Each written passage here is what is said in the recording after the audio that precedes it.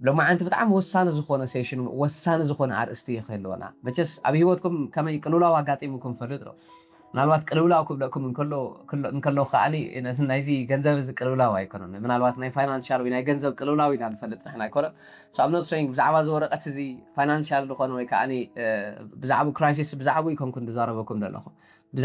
ብዛዕባ ናይ ላይፍ ክራይሲስ ናይ ህይወት ቅልውላው ይብለኩም ዘለኹ መቸስ ከምዚ ስምዒት ሓደ ክልተ ግዜ ይኹን ብዙሕ ግዜ እውን ተሰሚዕና ክኸውን ይኽእል እዩ ንኹላትና ብዝግባእ እቲ دحلمك يا حلمتات كتتجبر نخيت تجبر جلا ما حلقة خوين دحزكا جلا تقول لك نجاراتي هلو يخون clear so إذا نجارات تقولي لنا تبل إن دكان عدم ما أكندي إيدكا هيبكا ندحريت كي تملس وير ما بقى إيدكا هيبكا وز نجارات كبيدني كان دحريت نخيت تملس كحرد شجرة كان نجارانو نسخ أني أبن قدر عقاد تسكم كها جلا لا يصدر حلافنا تقولو نخلاتنا خا ما بزحتنا ስለዚህ እዛ ሓላፍነት እዚ ከዓኒ ንድሕሪት ንኸይንምለስ ስለዝገብረና ዓይኒ ቅድሚት ከይድና ዓይኒ ድሕሪት ተመሊስና ኣብ ድኾነ ሕውስውስ ድበለ ውሳነታቱ ፅሩይ ዘይበለ ድህረ ኣእምሮ ከምኡ ዓይነት ቅልውላው መቸስ ንመብዛሕትና ኣጋጢምና ክኸውን ይኽእል ይኸውን እዩ ሰብሪ ተፈላለየ ነገር እዩ ከጋጥመና ዝኽእል ዝቅልውላው እዚ ከዓኒ which is ደይ ምርጋዕ ኣእምሮና ምርብባሽ ደይ ምቕሳል ኣብ ድኾነ ቦታ ስታክ ጌርካ ተቐርቂርካ ከም ምትራፍ ጌርኩም ሕሰብዎ ይኹን بزي أوان زي إنه وصلنا مساندات كأنا أحوات قناعات هيكون مخنياتو بزي رجع أمره بزي هذا أمره إنه وصلنا مساندات كل جزء يكون عليه يكونوا كارا حماق إلخون سلازي كاب كم زع عينت تقرقرنا له زلنا هيوت كنوت إلنا قلينا مستخن جمر قلينا نبدي حسبنا أول فتات كن عتو قلينا كن حزن قلينا جزانا حتينا آخر نبيع قلينا مفتوح انت رقبنا لنا مفتحي كوينو أبزي كوينو أبدي سمع كان قراتني هيوتنا نفسنا نرخباينا نعرف تزنا جرزون بزقبع كم حدرون تزكي لوسب نخم حدرو خالي بزقبع كم هارن كرد عنك جنزبن انت ذكي لو خالي حوات من هالباتون كم زنري أودا لنا رأيوهم تسمعوا زينات حد جزء يدن سوى كاينا أمرخاو جست رأيوهم دفتر لنا قرات نري وصل زلنا أقول حكاية نعم مزرابون تبوصل زي كون حوات مخنياتهم موداتو نزاف فتعر خبيرو دفتر عمل إذا نزا أكالات زيا نزا بلستر خونت نفسهم كانت فعنا خيالي أحوال قل أب كم زعينت قلولاو أتينا نتر أهلنا نمنتعينا أب كم زعينت قلولاو نأتلو لنا بفلا يدما نحنا كم حبرة تسب مخنياتو كالناتو قلولاو لو نحنا خاناتنا قلولاو لنا سلازي نحنا غنمنتعينا أب كم زعينت قلولاو نأتلو لنا نمنتعينا دفينا نقدمي تدين خيد لنا نمنتعينا خبكا يدنا هيبنا ندحريت دين لس أبقل بوتا تغرقرنا نترف لنا and that's what we are going to see today لو ما خانا زنا جرزينا خلاتنا خنريو مچس كم زعين سمعي تسمعي ورفلت سب الله يهلنا حال كوانا نالوات انت تسمعي نفلت يجي تبلور لخا ነገር ترايكم ابقل حق يتقرقرك ترف مسلكا ابدخونه بوتا استاكد جبركا خوي نسمعكا قال بك عمرخا شيلو تراي قلولولولو يبلكا لبخا صبق ايرغلكا and of course نخلاتنا خا قاطيمنا خو نخل يز ነገር زي ምናልባት ሓደ ግዜ ዲ ክልተ ግዜ ዲ ሰለስተ ዲ በዘይ ገድስ ወይ ውን ሕጂ ጋጥመኩም ተራሃል እስኪ ኣብ ታሕቲ ሓደ እንዳወልኩም ጻሓፊኩም ኣብቲ ኮመንት ቲ ወይ ካ እወበልዩኩም of course ካል yes guys መቸስ ኣበይና ኣይኮነን ሓቀይ ምክንያቱ ኣነ ካብ ሓደ ክልተ ግዜ ብዙሕ ግዜ እዚ ነገር እዚ ብዝግባእ ኣጋጢምና ኣይ ሶፍቱ እዋን እንታይ ነይሩ ፀገመይ I will show you ናይ ብሓቂ እቲ መፍትሕ ከንታይ ክኸውን ይኽእል ካኒ we will see لما عند خنرينا ስለዚህ ናጻይኹም ኣጋጢምኩም ኣይፈልጥን yes guys በረም ስለዚህ ኩላትና ጋጥመና መቸስ ነገር እዚ ኣረስቲ ጌርና ምጻናውን ኩላትና ሪሌት ንገብሮ እዩ ስለምንታይ ናብ ከምዚ ዓይነት ነገራትና ኣትደልና ንምንታይ ኣእምሮና ርግኣት ደስ እንደሎ ወይ ናይ ብሓቂ ወሲና ንቅድሚት ዘይንኸይድን እንደገና ድማ ሓቂ ዘረባ ብፍላይ ናባና ክትመጽእ እንከለካ መንእሰያት ንኹን ኣብ ድኾነ ክለ ዕድመና ሃሉ ኣብ 40 ሃሉ 30 ሃሉ 20 ሃሉ 50 ብዘይገድስ ኣሕዋት ككم عدمنا ككم تناتنا نبرة ككم تزلنا يا بوتا everyone كله سب قال أب كم زعينة هي رأتو عطوي كلير أب كم زعينة كلولاوي عطوي تخكلني يا رخونا كانوا يدخلون وسانات هات كي وسنة دم عمليسون أب زت تعسل وسانات هات ندا عطو نتنا قرت خستخاخل لتعر دجنا دم ما نعو ولا استخاخيل انت خد جن كأني تسفاتات دس مجحسة والله أتمنى هاي شيء this is حدا كلاتنا كنا لنا حدا نقرت راحلي هيوت تخبرنا عن ترأيكم of course كمان نمسب لعنا قديتها يا أخي تخبرنا أتمنى شيء يشي كافتر لمدنا عادي كافتر لمدنا باهلي كافت حقوقنا يسدرانا كافت حقوقنا ولاديتنا ولادينا كابو وجهي خا أنا بكال أخذ كيدن كلها ፀግዕ ክኾነ ካልካ ድገመትካ ድሓሰብካ ነገር ስለ ዝህሉ ኩሉ ድተፀጋዕካ ካ ስለ ደይስከመካ ምናልባት ፈሪስና ክኾን ክእል ተፀጋዕናያ ነገር ኣብቲ እዋን እቲ ከዓኒ ልክዕ ከም ሓንቲ ርግቢት ብምዃን እቲ ናትና መንገብገብ ኣሚንና ክንዲ ምንቅስቃስ ነታ ጨንፈርቲ እያ ስለና ኣምና እታ ጨንፈርቲ እያ ክትብተኽን ከላ እቶም ዓደቲኦም ድኾነ ወረቐት ክኸልኡና እንከለዉ ወይ ደኣ ተናያ ፍቕራዊ ሂወት ደይክሰምረልና እንከሎ ወይ እውን ድጀመርናያ ሓዳር ናፍቲ ንደልያ ሂወት እንተዘይኣትዩ ድጀመርናያ ትምህርቲ እንተዘይወዲእና ድሓለምናያ ሕልምታት እንተዘይገይርና ምናልባት እውን ስድራይ ከምዚ ክገብረሎም ኢልካ ናብ ኤሮጳ ትኸይድ ናብዛ ዓዲ ትመፅእ ካብ ትነበርክያ እውን ትወፅእ كيركا تخيل أمريكا أزغلو نجارة تجبر ما أما ودعتو جنجلة فراتش أتمنى تايسي أتبزي expect كيركا تخيل نجارن أتي أبدأ جرس أنا حكى نجار إيش totally different so it's obvious بقى هي وقت كتكبرنا بزمان قد زي ردي جن هي وقت مور بزخبرت قدري تزخب بدلو نجار كم شجر كم مكرة كم حسم كم فتنا جل ديكونا وقارع كم حدا عدل كنريو ويك كم حدا من أختنيا تردينا أنا ترجعتي انتاي كمهرن دليل زعد سفت أرد تين لنا انتاي نزلنا جرزي أنا نمنتاي أبزر اللي خن ترى أخم بالكي ناقن we can go to the next step أو كار step كن كيد مثلاً تزين شجرنا على النجار جن أو كم زنا جراتنا خينا أتو ندقنا على ما ويد ما بقى حكاية تسمع قرص عبيك حدا جزء دقبر كجبر إني الكاسي فرح ندي وأتواي بالحكاية فرح الكاس بقى أنا بدي خايت أتو أبي ما تور بالي لا إيش كم الله ولا فرح خايتم بس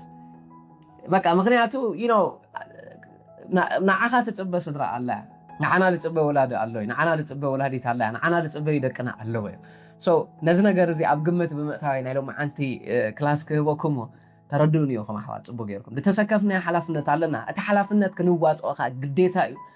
ات حلفنت تي كنواصو انت راه خوينا خا علامانا خنسمر حلمتاتنا خنتكبر دصلنا ነገር ከምረክብ ግዴታ ስለዝኾነ ትርር እንተ ራእይለኩም አይተሓዝሉ ይኹም ካብ ጅማሬ ራይሓት ስለዚ ፕሊስ ምክንያቱ እንታይ መሲልኩም ኣብዛ ህይወት እዚኣ ሓያልኩም ካንስኻ ክትርከብ እንተዘይክኢልካ ሓይልኻ ብዝግባእ ንስኻ ስለዘይተረዳእካ ነትናትካ ድኽመት ተጠቂሞም ከዳኽሙኻ ዝመፁ ብመዓት ነገራት እዮም ደሎ ክሊር ስለዚ እንታይ ናብ ከምዚ ዓይነት ነገር ደእትወና ኣሎ ብፍላይ ከዓኒ ናባና መፂና ሕጂ ኣብ ናትና ሕብረተሰብ ፅቡቅ ጌርና ክንዘራረብ ከለና እዚ ነገር እዚ ኣብ ኩላትና ከም ደሎን ከነስተኻኽሎ እንተረኣ ኸይድና ከዓ ናይ ብሓቂ ርግእ ብዝበለ ፅርይ ብዝበለ ኣእምሮን ኩላትና ካብ ሎሚ ሂወትና ከም ንጅምርን ኣኬንቴል እዩ ሶ እቲ ቀዳማይ ምናልባት ንኩላትና ካብዚ ነገር እዚ ድብገስ ኣክቹዋሊ ገለ ተሰከምና ሓላፍነት ስለ ድህሉ እቲ ሓላፍነት እቲ ከዓኒ ንኸነተግብሮ ብጣዕሚ ሃንደራእ ስለ ንብል ነዚ ነገር እዚ ንምትግባር ከዓኒ ገለ ትምኒት ስለ ዝህልወና እቲ ትምኒት እቲ ግን ናብ ምንታይ የወስድ እንተረኣይኩምኒ ናብ ምንታይ ናብ ቅልውላው ደእትወና እንተረኣይኩምኒ እታ ቀዳመይቲ ኣዝያ ንኩላትና ተሸግረና ኣላ እንደገና ድማ ናብ ከምዚ ዓይነት ቅልውላው ክንኣቱ ትገብረና ኣላ ነገር እንታይ እንተረኣይኩም ኣሕዋት it is obsession obsession ማለት ተረባፂፋት ካልእ ነገር ኣይኮነን ክሊር ዓቐኑ ዝሓለፈ ኣብ እምሮና ዝፍጠር ድኾነ ዓይነት ካብ ህንጥዩነት ንዘለለ ገለ ተሃዋኽ ኣሎ እዚ ተሃዋኽ እዚ ከዓኒ ኣክንዲ ሂወትና መስመሩ ሒዙ ንኸይከይድ ብዝግባእ ስቴፕ ባይ ስቴፕ ሂወትና እንዳስተኻኸልና ብቁሉዕ መነፀር ሂወትና እንዳረኣና ኣክንዲ ንኸይድ ምስቲ ገለ ኣሎ ንሓስቦ ነገራት ኩላትና ገለ ኦብሰስ ኮይና ብጣዕሚ ኢና ንህቦ ኮልነት ነገር እቲ ልብና ክሳብ ብጠፊ ኢና ንሓደ ነገር ክገብረለ ንኽመፅእ ኣለዎ ንብሎ ፈቲና ኣይኮንና ንሓዋል ምክንያቱ ከምዚ ክብለኩም ንፀናሕኩ ተሰከምናዮ ዝኾነ ዓይነት ሓላፍነት ስለ ድህሉ እቲ ሓላፍነት እቲ ክንዋፅኦ ከዓኒ ግዴታና ኮይኑ ስለ ዝስምዐናን ግዴታና እውን ስለ ዝኾነን ብኣክቹዋሊ ግዴታና እውን ኣይኮነን ቀሲልና እንዳረኣናያ ክንከይና ግን ግዴታና ኮይኑ ስለ ዝስምዐና ልብና ካብ ዓቐን ንላዕሊ ካብቲ ክትሕዞ ትኽእል ካብቲ ንሕና ኣእምሮና ክሓስቦ ዝኽእል ነገር ንላዕሊ ኢና እንዳሓሰብና እንዳተጨነቕና ንነብር ኦብሴሽን ከዓኒ ካብ ደይረገ ኣእምሮ ናብ ደይረገ ኣእምሮ ይደምርሕ ሶ ዝተሃዋኽ እዚ ከምዚ ክብለኩም ዝፀናሕኩ ኣንደርስታንድ እቲ ደለና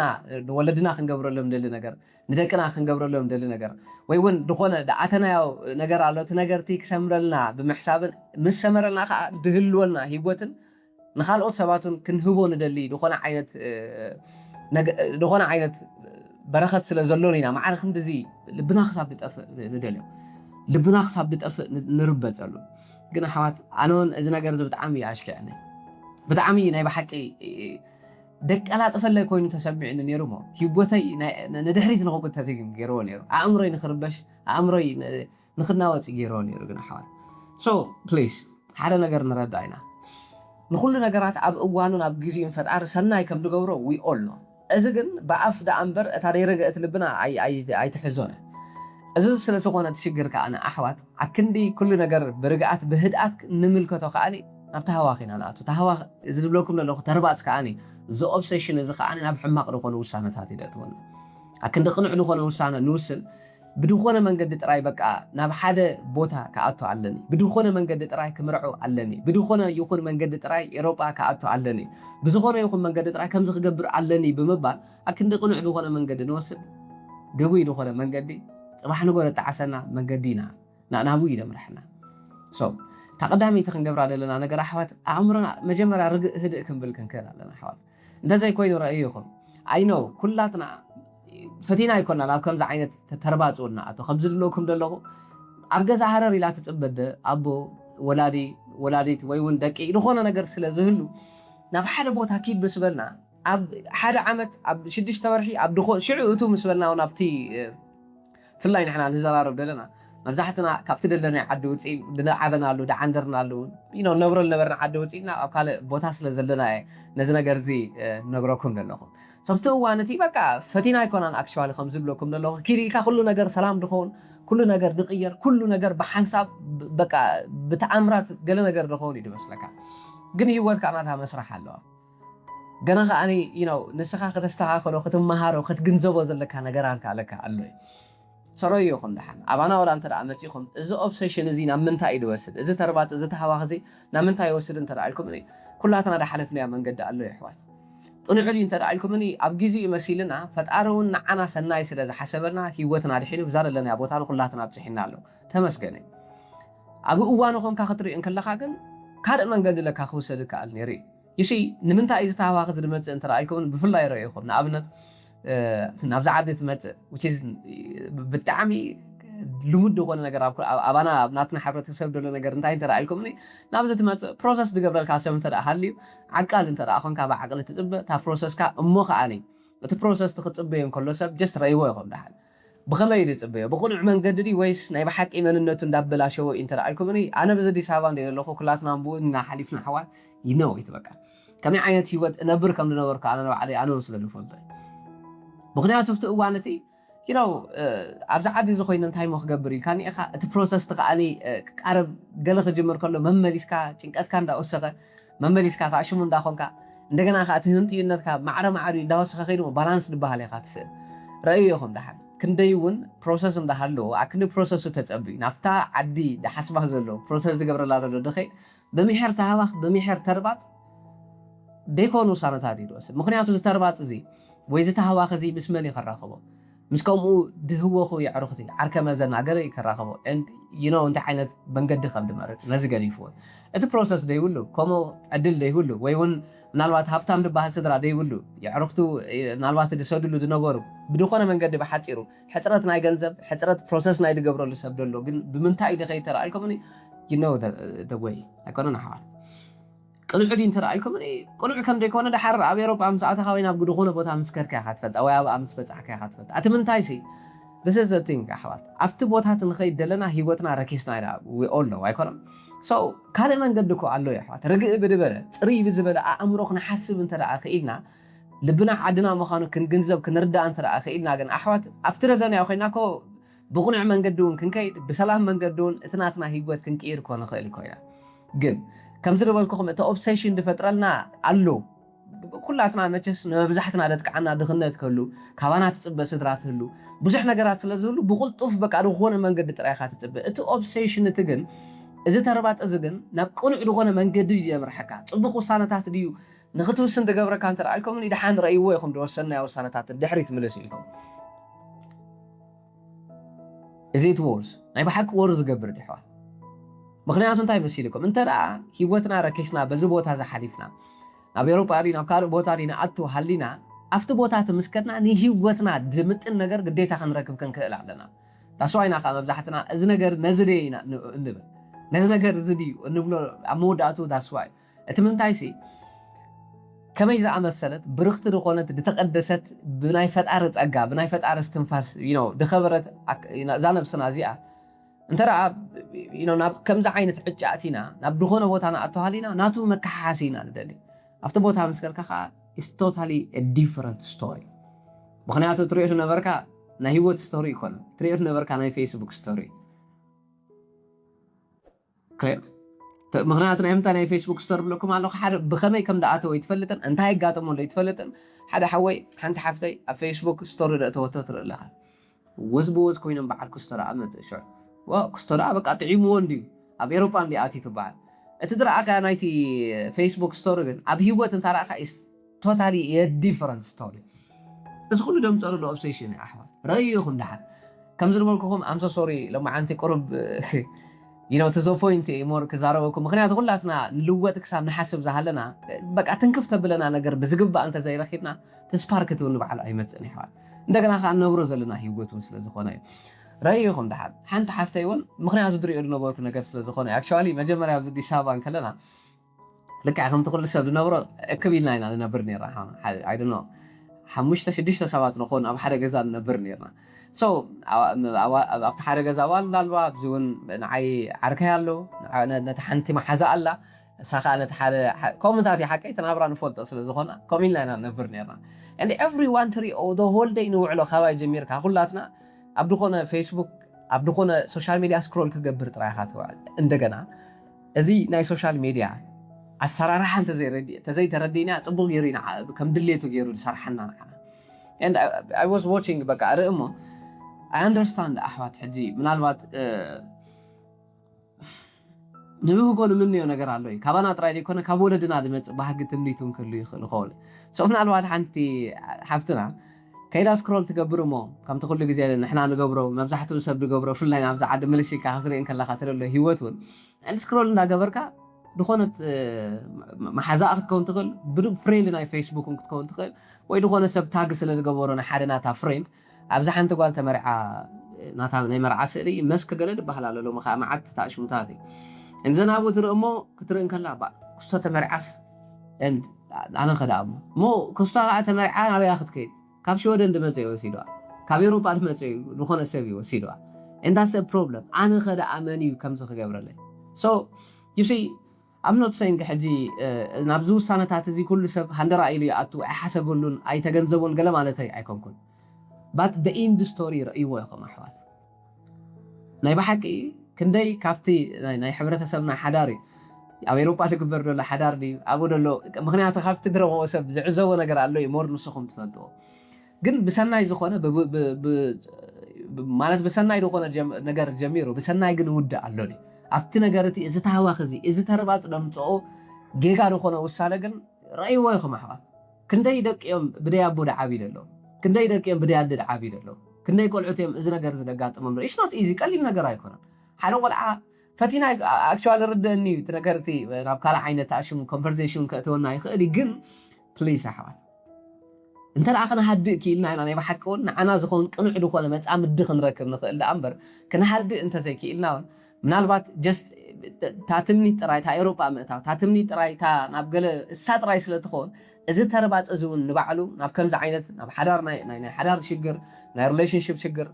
ኢቨን ረእይዎ ኢኹም ብተርባፅ ብገለ እውን ከይድካ it's totally a different life you don't know እንታይ ዓይነት ነገር ኣብቲ ዓዲ ትፅበየካ ናብ ካልእ ነገራት ይደእትወካ ክትመሃር እንዳተገበእካ ከዓኒ በቲ ኣብኡ ደጓንፈካ ዘሎ ሽግራት በቲ ኣብኡ ስኻ ደይገመትካ ኣብኡ ዝፀናሕካ ነገራት ግን ናብ ከመይ ዓይነት ጭንቀት ከም ደእቱ ይከንሰት ግን እንተ ደኣ ብፅሪ ድበለ ኣእምሮና ክንሓስብ ክኢልና ኣእምሮና ካብ ተርባፅ ኣውፂና ክንህድኦ እንተ ደኣ ክኢልና ግን እመኑ ኣሕዋተይ ፈጣሪ ዝበላ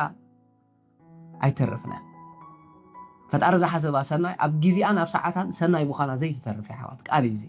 ኣይኮነን ኣሕዋት ክሊር so please ሕጂ እውን ኣክንዲ ኣእምሮና ኣንደርስታንድ እዚ ነገር እዚ ምክንያቱ እዚ ነገር እዚ ፈቲረ ዝገብሮ ክትብለኒ ሓንቲ ሓፍተይ ሓደ ሓወይ እውን ፈቲረ በዚ መንገዲ ዝድመርፅ ዘለኹ ድመስለካ ኣሎ ክብለኒ ይኽእል ሓደ ሓወይ I feel you ኣሕዋት ፅቡቅ ገይረ ኣንደርስታንድ ዝገብረኩም እቲ ምንታይ ሲ በቃ ኣብ ገዛ ኮይና ገለ ፀላም ጎቢእዋ ኣሎ ከነብረሃ ንደሊ ገዛ ከም ደላ I know በቃ ፈለጥ ፅቡቅ ገይረ ኣሕዋት ግን በዚ ንሓስቦ ዘለና መንገዲ ኣይኮነን ኣሕዋት there is another way ብተባረኸ ዝተቀደሰ ርግኣት ድመልኦ ናይ ብሓቂ ሓቲትካ ትረኽበሉ ኣብዳ ሃለኻ ሃሊኻ ትኽልዐሉ ትለምዐሉ ትበርህሉ መንገዲ ግን ኣሎ እዩ ክሊር ኣሕዋት ስለዚ I understand እቲ ድመፅእ እዚ ነገር እዚ ካብ ምሕር ተሃዋኽ ካብ ምሕር ተርባፅ ካብ ምሕር እቲ ዘለና ህንጢነት ድመፅእ ዘሎ ነገር እንዲ ግን ፕሊዝ ኣሕዋት ጭንቀትና ኢዳ እምበር ክውስኽ ናይ ብሓቂ እቲ ናትና ሂወት ሰላም ይገብር ተራእልኩምኒ ብጣዕሚ ሬር ኣብ ድኾነኪ እዚ ወይ እወ ትብሉን እንተ ሃሊኹም ከዓኒ ናብ መግደቀሲኹም ክትኮን ከለኹም ምስ ነፍስኹም ናይ ብሓቂ ፊት ንፊት ክትራኸቡ ከለኹም ነፍስኹም ሕተት ትሽዑ ኣሕዋት ኣነውን መሲልን ነይረ ኣሕዋተይ በቃ ነዚ መንገዲ እዚ I don't know ማለት ንባዕለይ ኣነውን ተኸቲልዮ ነይረ ንባዕለይ ኣነውን ከይደዮ ነይረ ንባዕለይ ኣነውን ክፍትኖ ኣብ ጫፍ በፂሐ ነይረ ምክንያቱ ኣብ ደለኻ ሃሊኻ ናይ ብሓቂ ወሓዝ ዝኾነካ ፈጣሪ ከም ደሎ ተረዲእካ ኣተሓሳስባኻ ነቲ ዘለኻ ዓዲ ከም ዓድኻ ተቐቢልካ ናይ ብሓቂ ኣረኣእያኻን ኣብዚ ተፈጥሮ ዓድን ከተስተኻኽላን እንተዘይክኢልካ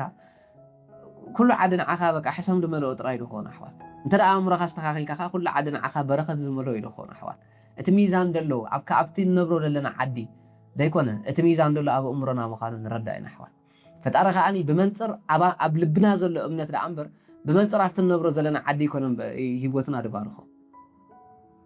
ክሊር ስለዚ ፕሊስ ኣሕዋት I understand እቲ ደለና ነገር ከምዚ ክብለኩም ድፀናሕኩ እዩ ኢቨን ረእይዎ ኢኹም እንታይ ሞ ክገብር ስድራይ ክሕግዝ ስለ ዘለኒ ነዚ ኣማራፂ ሲኢነ ኣማራፂ ስለ ዝሰኣምከ ናብ ከምዚ ዓይነት ፍቕራዊ ሂወት ናብ ከምዚ ዓይነት ሓዳር ዳኣቱ ዘለኹም በር ፈተይ ኮንኩኑን ክትብለኒ ሓንቲ ሓፍተይ I understand so ፕሊስ ኣሕዋት ግን መንገዲ ኣሎ በቃ ንህዳእ መጀመርያ ፕሊስ እቶም ኣብ ዓዲ ደለዉ ስድራና እቶም ኣብ ገዛ ደለዉ ስድራና ሰላም ዘየብል ንሓንቲ ደቂቃ ንሓንቲ ሰከንድ እኳ ተኾን ይቕሬታ ንሓንቲ ማይክሮ ሰከንድ እኳ ሰላም ዘየብል ፈጣሪ ስለ ዘለዎም ፕሊስ ኣሕዋት ከምቲ ቅድሚ ሕጂ ነብሮ ዝነበርና ከምቲ ቅድሚ ሕጂ ድበልዕዎ ድሰትይዎ ድኽደንዎ ደፅልሎም ዝነበረ ፈጣሪ ኣለዎም እዩ መጀመርያ ነዚ ንረዳእ መጀመርያ ንሕና ንህዳእ ክሊር ፕሊዝ ኣለና ብሓንሳብ ስድራና ንሕግዞም ንሕና ደይኮና እኮና ስድራና ደይሕግዞም ፈጣሪ ምናልባት በኣና ገይሩ ምዃኑ ንገዝ መጀመርያ ልብና ነረጊቕ ከምዚ ገይርና ኣነ እንተዚኣ ሃልየ በቃ ንስድራይ ደብልዕ ፈጣሪ ኣሉ ክሊር ኣሕዋት ምሳይ ኣለኹም ሓቂ ህድእ ንበል ንርጋእ የድለኩም ዘለኹ ብድሕሪኡ ኣነ እንተ ደኣ ሰላም ክረክብ ተዘይክኢለ ውሽጠይ ብዝግባእ እንተ ደኣ ርግኣት እንተዘይሃልይዎ ከዓኒ ኣነ እንዳተረበሽኩ ንገዛ ገንዘብ እንተሰረድኩ እንታይ ትርጉም ኣሕዋት Do you think at the end of the day እቶም ናትና ስድራ እዚ ገንዘብ እዩ ትናቶም ረብሓ ኢልኩም ተሓስቡ ወይስ ናትና ሰላም እዩ ትናቶም ረብሓ ኢልኩም ተሓስቡ ማለት ከይድካ ክረኣይ እንከሎ ዝዓለም እዚ ብጣዕሚ ስለ ደሽካዕካ ዶላራት ተዘይሓፊዝካ ካልእ መንገዲ ዘሎ ኮይኑ ይስማዓካ ክሊር ብዶላራት ዘይትመን ግን ኣብ ውሽጢ ኩላትና ክሰርፅ ደሎ ንኩሉ ዶላራት ከምፅእ ዝኽእል ሰላም ግን መጀመርያ ኣብ ውሽጥና ክህነፅ ክኽእል ኣሎ ስለዚ ፕሊስ ኣሕዋት ንኩሉ ኣብ ጊዜኡ ናብ ሰዓቱን ሰናይ ድገብር ፈጣሪ ከም ደሎ ተረዲእና መጀመርያ ካብዚ ተርባፅ እዚ ህድእ ንበል ኢና ፕሊስ ናይ ፈጣሪ ታይሚንግ ከዓ ናይ ፈጣሪ ግዜ ከዓኒ ብጣዕሚ ኣዝዩ ቁኑዕ እዩ እንተ ደኣ ክትረግእ ክኢልካ እንተ ደኣ ክትርበሽ ክኢልካ ግን ፈጣሪ ዘይኮነ ደንጉዩሲ ንስኻ ስለ ዝተሃወኽካ ምዃኑ ምግንዛብ ኣሕዋት ኣነ መሲልኒ ነይሩ ፈጣሪ ዘደንጉየኒ መሲልኒ ነይሩ ኣነየ ግን ተሃዊኸ ንዓኹም ክረክብ ኣነየ ግን ተሃዊኸ ስድራይ ክረድእ ኣነየ ግን ተሃዊኸ በቃ ሕልመይ ደይሰመረለይ ከምዚ ደይገበርኩ ድሕልፎም ምሸታት ኩላትና ነሕልፎ ምሸት ኩላትና ነሕልፎ ሰቃይ ዊኖ ኩላትና ንፈልጦ ኢና ኣሕዋት ሶ ቅድሚ 5 ዓመት ገለ ኣነ I was confused በቃ ኩሉ ነገራት እንተረኣኻ በቃ ፕሮሰስ ትገብረሉ መንገዲ የለ በዚ ኸይድካ መሊስካ ከዓኒ ወላ ከምቲ ድፍትን ደሎ ሰብ ከይደ ብሊብያ ነው በገረዶ ከይድ እንተበልካ መሊስካ ስድራኻ ኣብ ጭንቀት ኢኻ ተእትዎም ንሱ የተሓሳስበካ ይረኣይዎ ኢኹም እቲ መንገዲ ወላ እንተ መሪፅካ ብተሃዋኽ ነቲ መንገዲ እቲ ምስ መረፅካ ነብስኻ ጥራይ ኮንካ ስድራኻ ኢኻ ትልክም መቕረብካ ኢኻ ትልክም ኣይኮነን ኣሕዋት ኣብ ደላ እንተ ደኣ ሃዲእካ ግን በቃ ፈጣሪ ስፍቲ ዘለኻ ቦታ እዚ እንጀራኻ እንተይልካ እሱ ትደለኻ ዓዲ እንጀራኻስ ንሱ እዩ ዝኾነ ኣሕዋት ግን ገለ ኣባህላ ኣሎ እንታይ ድባሃል ንዓይ ዝበላ እንጀራሲ ገለ ድባሃል ኣሎ ሓቂ እንታይ ነይሩ ንዓይ ዝበላ እንጀራስ ትዕሱ እምበር ኣይጥቕምታይ ንምንታይ ሞ ትዕሱ ኣሕዋት ንምንታይ ተተዓሳስሉ ኣሕዋት ኣብታ ደለናያ ቦታ ኣእምሮና ሕና ክነልምዕ እንተረኣ ክኢልና እንጀራና ኣብ ደለናያ ቦታ ከም ድፈሰስ ተረዱ ኢኹም ኣሕዋት ፕሊዝ ክሊር ስለዚ እንታይ ንግበር እታ ቀዳመይቲ ናብ ከምዚ ሂወት ተእትወና ደላ تشجرنا على ነገር ተርባዘ so please እዚ ነገር እዚ ኻናፍታ ካልአይ ትሽግር ይደምርሐና ናብ ቅልውላ ወደተውና ለኻ እዚ ንሱ ኸ አንታይ እንተላልኩም እኔ በዝድ ተሃወኸ አእምሮ እዚ ውሳነታት ንወስንሞ እቲ ውሳነታት ተኻና ኣብ ሕጂ ንኸይነብርን ብሕልፍ ንኽልጣዓሰን ይገብረና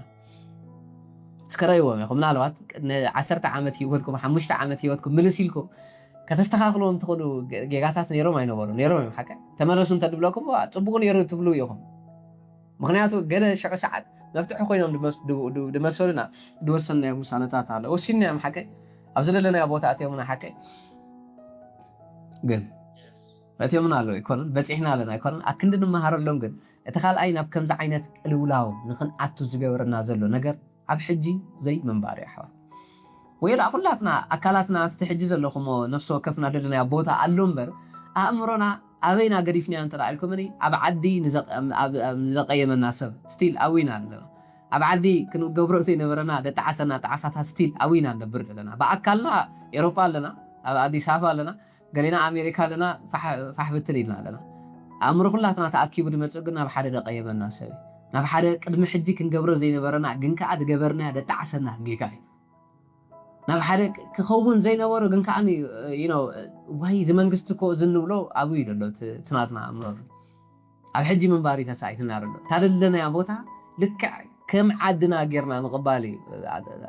ኣፀጊምና ናብ ቅልውላው እንደእተወና ኣሎ ዩሲ ኣብዛ ሃለና ናሃሎ ኣብዛ ኣተና ንእቶ ንኩላትና ዝኸውን ኦፖርቹኒቲ ንኩላትና ዝኸውን ዕድል ፈጣሪ ኣለዎ ኣሕዋት ምክንያቱ እንታይ መሲል ኢኩም ዝረገፅካየ ንእጋር ደይኮነ ድርኢ ፈጣሪ እኳ ደኣ ተፅውዖ ዘላ ልቢ ድርኢ ፈጣሪ እንታይ ዓይነት ልቢ ለና ድርኢ ፈጣሪ ኢዳዝ ማተር ኣብ ዳሃለኻ ሃሉ ኣብ ዳኣተኻ እቶ ግን ኣብቲ መሬት ኢኻ ደኣ እምበር እግርኻ ረጊፅካ እንተደኣ መንፈስካን እትናትካ ኣእምሮን ኣብ ሕሉፍካ እንተደኣ ሃልዩ ኣብ ሕጂ ዘይትነብር እንተደኣ ሃሊኻ ኣብ ሕጂ ዘሎ ፀጋታት ከመይ ኢሉ ክረኣየካ ኣብ ሕጂ ዘሎ በረኸታት ኣብ ሕጂ ዘሎ ፅቡቕ ነገራት ከመይ ኢሉ ክረኣየካ ኣብ ሕጂ ዘለኹም ንስኹም ከመይ ኢልኩም ትረኣዩኒ ኣነ ኣብቲ ዝነበርኩሉ ቅድሚ 5 ዓመትን ገለን ድሕሪ ተመሊሰ ክሪኦ ከለኹ 6 ዓመት ኣካባቢ ህይወተይ I was totally confused በቃ ድብሎ ነገር ዋይ ንሕና ኣኺድና በቃ ታገበር ከመጽእ ትብል ሓቀ ከምልኩም ንፈልጥ ኢና መቸስ ኩላትና ንፈልጥ ንብሎ ኢና ታገበር ከወዲና ኣብ ዘመጽእ ትብል ታገበር ከወዲና ዝለ ሓሳብ ተሓሰብኩ ናብቲ ዓሳታት ትኸይድ ኣብ ሕሉፍካ ክትነብር ትጀምር መጽኣይኻ ከዓኒ በቲ ናይ ሕሉፍ ድነበረ ድወሰንካዮ ድተጋገኻዮ መሲልካ ድገበርካዮ ውሳነታት ኣክንዲ ትምህርቲ ዝኾነካ በቲ ውሳነታት ተኻእሎምኻ ትድውና ኣብ ሕጂ ምንባር ሰኣነካ ኣብ ሕጂ ክትነብር ተዘይክኢልካ ከዓኒ ናይ ፅባሕ ህይወትካ it's the same በቃ እኳ ደኣ ካብቲ ናይቲ ማልዲ ክኸውን ዘለዎ ተኽእሎ ዓብዪ ትምንታይ ዓብዪ ኣብ ገዛኻ ኢኻ ነርካ ሎሚ ግን ምናልባት ካብ ገዛኻ ወፂኻ ኣለኻ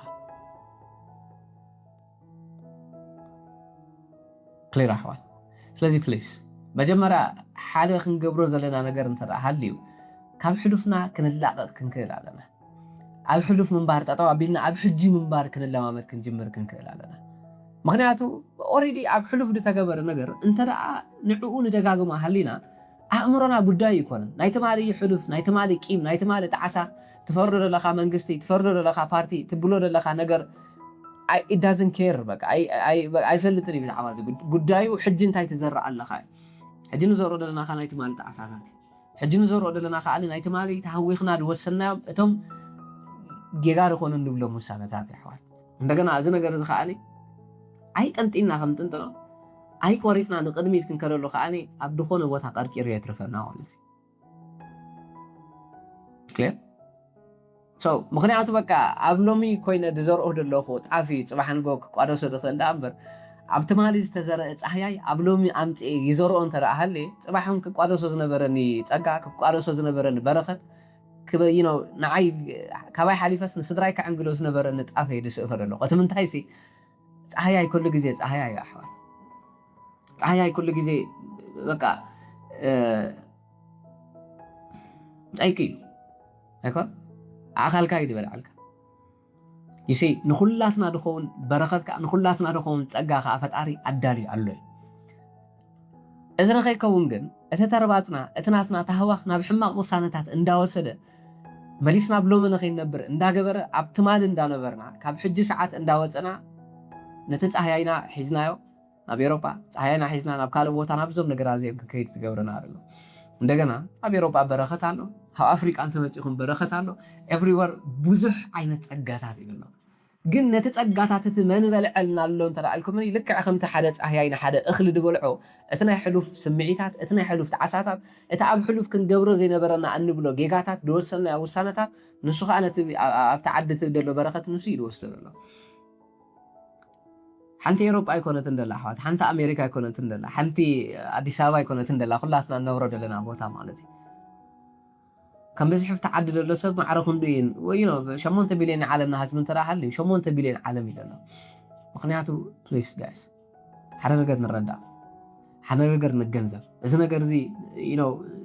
ነዊሕ ክንከስሮ ዝነበረና ነገራት እዩ ከትረፈልና ሰብ ዓዱ ልቡ እዩ ሰብ ዓዱ ኣእምሮ እዩ كلير أحوال ስለዚህ ነዛ ዓዲ ክነግረኩም ካብ ድኽእል ላዓሊ ብጣዕሚ ሕማቕ ዝኾነ ፐርሰፕሽን የርና ዓይኑ ንበዓሉ ምክንያቱ በቃ ከምቶም ካልኦት ብሶሻል ሚድያ ትሪኦም ዘለኻ እዚ ኦብሴሽን እዚ ናብ ምውድዳር ናብ ገለዊን ናብ ደይኮነ ዓይነት ኤነርጂ ይደትወካ ናብ ካልእ ዓይነት ናይ ብሓቂ ናትካ ደይኮነ ግን ናትካ ዝመስል ዓይነት ሂወት ንኽትምነ እዩ ዝገብረካ ንዓኻ ዝበሎ ፈጣሪ ቀሪብ ኢልካ ክነሱ ግን ከዓኒ ምስ ናይ ካልእ ሰብ በረኸት ክትወዳደር ትጅምር ንዓይ ግበላ መቸስ በረኸት ናተይ በቃ ድወስደለ ይብለይ ንኤፍሪ በሎ ናትሉ ወይ ንዛይዳ ሓፍተይ ናት ኣለዋ ንኹላትና ንናትና ኣለና ኣይኮነን ኣሕዋት እዘን ክልተ ነገራት እንተረኣ ከነስተኻኽል እንተዘይክኢልና ነዘን ክልተ ነገራት ከዓ ናይ ብሓቂ ስቒልና ንኽተለን እንተደኣ ሃሊና እዚ ተርባፅ እዚ ናብ ዘይኮኑ ውሳነታት ብምእታው ኣብ ሕጂ ሰዓት ንኸይነብር ገብረና ኣሎ እዩ እዚ ካብ ድኾነ ቦታ ቀርቂሩ የትርፈና ኣሎ እዩ ሂወት እቲ ምንጩ ሂወት እቲ ፍልፍል ካብ እምሮ እያ ንብል ኩሉ ግዜ ይኮነን እዚ እንተደኣ ኮይኑ ኣሕዋት ኣእምሮና እንታይ ንርኢ ዘሎ ኣእምሮና ተርባፅ መሊእ ዘሎ ወይስ ርጋኣት እዩ ዘሎ ኣእምሮና እንታይ መሊእ ዘሎ ናይ ሕሉፍ ተዓሳታት ናይ ሕሉፍ ዝኾነ ዓይነት ኔጌቲቭ ነገራት ዶ ወይስ ኣብ ሎሚ እዩ ዘሎ ኣእምሮና መመን እዩ ድፅልየልና ዘሎ ንሕና ዲና ንፅልደልና ወይስ ናይ ትማሊ መንነትና እዩ ድፅልየልና ዘሎ ክሊር ንሕና ዲና ናይ ብሓቂ ሕልምታትና ከነስምር ኢልና ብምሉእ እምነት ንጓዓዝ ዘለና ወይስ ትማሊ ዝተጣዓስናዮም ጌጋታት ትማሊ ዝገበርናዮም ነገራት እዮም ንሶም እዮም ትናትና ሕልምታት ደታሲዎ ደለዉ ምክንያቱም ሕጂ ክንነብር እንተዘይክኢልና ኣብ ሕጂ ምንባር ክንለማመድ እንተዘይክኢልና እቶም ናይ ትማሊ ዝነበሩ ጌጋታት ሎሚ እውን ትማሊ ሰብኣይ ነይሩ ክኸውን ንኽእል እዩ ወይ ዝኾነ ዓይነት ቃንዛ ነይሩ ክኸውን ንኽእል እዩ ቅሬታ ሎሚ ግን እቲ ናይ ትማሊ ቃንዛ ሎሚ ናብ ሰብኣይ ቀይርና ክንከውን ንኽእል ኢና ኣሕዋት ንደጋግሞ ስለ ዘለና ኩላትና ንቕንዞ ኢና ኩላትና ንቕንዞ ኢና መብዛሕትና ግን ንሳቀይና ዘለና ኣሕዋት ተቃንዛ መሪፅና ያለይ ክንከውን ንኽእል ኢና እቲ ሰቃይ ግን ኣሕዋት ምርጫ እዩ ፕሊስ መጀመርያ ንርጋእ መጀመርያ ንህዳእ እዚ ህድኣት እዚ ድማ ፅባሕ ንጎ ፅቡቕ ዝኾነ ፍረ ከም ደምፀልና ከዓ ንገንዘብ ኢና እዚ እንተደኣ ኢልና እዚ እቲ ጠንቂ ንብል እንተደኣ ሃሊና ኣሕዋት እስኪ ናብቲ መፍትሒ ንኸይድ ሕጂ ገለ ነገር እንዳተንከፍክልኩም መፅእ ኣለኹ ግን እስኪ ናብቲ መፍትሒ ንኸይድ ኣብ ከምዚ ናብቲ መፍትሒ ንኸይድ እታ ቀዳመይቲ ክንገብራ ዘለና መፍትሒ እታ ቀዳመይቲ ኣእምሮና ከተፅረየልና ትኽእል መፍትሒ እንታይ እንተደኣ ኢልኩምና ኣሕዋት መጀመርያ ህድእ ንበል ዝግ ንበል ርግእ ንበል መጀመርያ ምክንያቱ ኣብ ከምዚ ዓይነት ንፁር ፅሩይ ደይኮነ ኣእምሮ እንተደኣ ስቂልና ንኸይድ ውሳነታት ንውስን እንተደኣ ሃሊና ኣብዚ ቅልውላዊ ዝኾንካ ኣብዚ ነውፅእ ዝኾንካ ኣብዚ ቦታ ዝተቐርቂርካ ትውስኖ ውሳነታት ፅባሕ ንጎ ፅቡቕ ኣይከውኒ ፅባሕ ንጎ እንደተዓሰካ ክኸውን ይኽእል እዩ ፅባሕ ንጎ እውን በቃ ንኸተማርር ዝገብረካ ክኸውን ይኽእል ይኸውን እቲ ምንታይ ካብ ነብስኻ ሓሊፍካ ፈጣሪ ከተማርሮ ትኽእል ኢኻ እንታይ እየ ገይረካ ትብል ኢኻ ኢልኩም ትፈልጡ ትኾኑ ኢኹም ብዙሕ ግዜ ኢለ ስለ ዝፈልጥ ኣሕዋት እንታይ ደይገበረ ፈጣሪ ኣሕዋት እንታይ ደይገበረ እስኪ ንገሩን ኢኹም ክትሪኦም ከለኻ ብጣዕሚ ብብዙሕ በረኸት ብብዙሕ ፀጋ እኳ ደኣ ንኩላትና ክኸልዮ ኢና እኳ ደኣ ኣኽቢሩሲ ትንፋሱ ኣንቢሩስ ድንቅታት ብሉፃት ገይሩ ፈጢሩና ኣሕዋት ግን ሰኣን ንሕና ርግእ ምባልና ሰኣን ንሕና ህድእ ምባልና ግን ነዚ ናይ ፈጣሪ ብርሃን ዝኾነ መንነት እዚ ኣብ ውሽጥና ደሎ ከነዳምፅኦ ኣይከኣልና እዚ ስለ ዝኾነ ከዓኒ መፍትሒ ጥራይ ኮይኑ ናብ ዝስምዐና ውሳነታት እሞ ከዓ እቲ ውስኖ ሓደ ነገር ተረድኡ ኣሕዋት ብዙሓት ሰባት ነቲ ውሳነ እቲ ይኽተልዎ እንተደኣ ሃልዮም most probably እዚ ውሳነ እዚ እዙይ ኩሉ ሓፋሽ ዝኮነ ዘሎ ዝውስኖ ዘሎ ነገር ቅኑዕ ከም ዘይኮነ ተረድኡ ኢኹም ምክንያቱ እንታይ ይመስለኩም እቲ መንገዲ ሓቂ ብጣዕሚ ውሑዳት ቀጥየን እንደገና ካብ ውሑዳት ሰባት ከም ዝኽተልዎ ተረድኡ ኢኹም ኣሕዋት ንኾነ ሰብ ኢሉ ውድድድ ብሎ እንተደኣ ሃልዩ it's not the right path በቃ እቲ ቁኑዕ መንገዲ ንሱ ስለዚ እንታይ ምግባር you need to back off ምልስ ምባል ምዕዛቢ ክስቶ ናበይ ይኸይድ ኣሎ ክስቶ ኮና በዓል ክስቶ ናበይ ይኸድ ኣሎ እዚ በይኑ ፅሉል ዝተባሃለ ካልእ መንገዲ ዝኽተል ዘሎ ሰብ ከናበይ ይኸይድ መጀመርያ ምዕዛቢ clear ኣሕዋት so I was watching people በቃ ኣነም ሸዑ ሰዓት ምልስ ኢለ ምርጋይ ወደኾነ ትገብሮ ተሓስብዎ እስኪ ኩሉ በቃ ይዕርፍ ኣብልዎ ኢኹም ህድእ በሉ መጀመርያ whatever ንስኹም ብፍላይ እንተ ደኣ ተሃዋኽኩ ኣሕዋት ወይ ድማ ዝኾነ ርግኣት እንተዘይሃልዩ ኦብሴሽን ተርባፅ እንተደኣ ሃልዩ ምልክት ናይ ምንታይ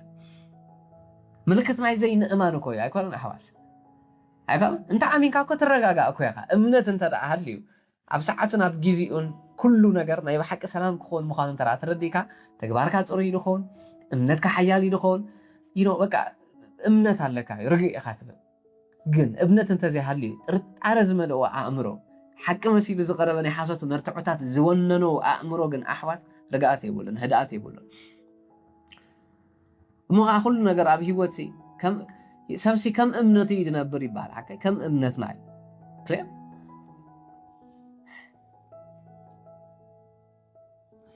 እዚ እንተደኣ ኮይኑ ኣባይ ጥርጣረ እንተደኣ ሃልዩ ኣሕዋት ፌይል ናይ ምግባር ዓቕሙ ብጣዕሚ ብዙሕ ስለዚ እንተደኣ ድኾነ ርግኣት እንተዘይሃልዩ ድኾነ ዓይነት ተርባፅ እንተደኣ ሃሊና መጀመርያ ተቁንዕ መንገዲ ንሱ ከም ዘይኮነ ተረዲእና ህድእ ንበል ኩላትና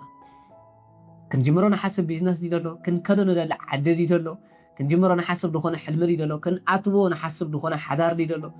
ድኾነ ዓይነት ኤኒቲንግ ክንጅምሮ ንሓስብ ድኾነ ነገር ተደኣ ሃልዩ ተርባፅ ተሃዋኽ እንተደኣ ሃልዩ ህድእ ምባል ምዕዛቡ የድሊ ክልር ስለዚ ቤስተል መጀመርያ ርግእ ንበል